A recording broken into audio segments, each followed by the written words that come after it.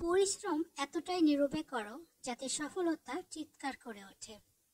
যাদের একা চলার সাহস থাকে একদিন তাদের পেছনে সারা দুনিয়া থাকে। সফল মানুষ নিজের সিদ্ধান্ত দিয়ে দুনিয়া বদলিয়ে ফেলে, অন্যদিকে ব্যর্থ মানুষ দুনিয়ার ভয়ে নিজেদের সিদ্ধান্তই বদলিয়ে ফেলে।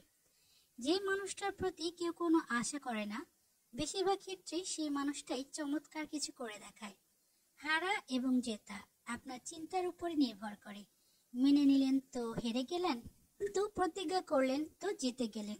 আপনি যতক্ষণ নিজের কাছে হার না মানবেন, পৃথিবীর কেউ আপনাকে হারাতে পারবে না। আপনি যদি সূর্যের মতো চমকাতে চান, প্রথমে আপনাকে সূর্যের মতন জ্বলতে হবে।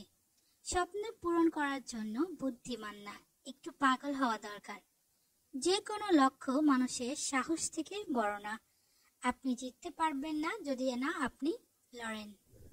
বাইরের কাঠিন্যতায় না, আমরা আমাদের নিজেদের দুর্বলতার কাছেই হেরে যাই। যেভাবে পাতা ঝরা ছাড়া গাছে নতুন পাতা গজায় না, ঠিক সেভাবেই খারাপ দিন ছাড়া ভালো দিন আসে না। সময়, তুমি আমাকে যতই কষ্ট দাও না কেন, একদিন এমন আসবে যে আমি তোমাকে বদলিয়ে ফেলবো। যদি তুমি সে সময় মুখে হাসি রাখতে পারো যখন তুমি ভেতর থেকে সম্পূর্ণ ভেঙে পড়েছ, তাহলে পৃথিবীর কোনো শক্তি তোমাকে কিছু করতে পারবে না।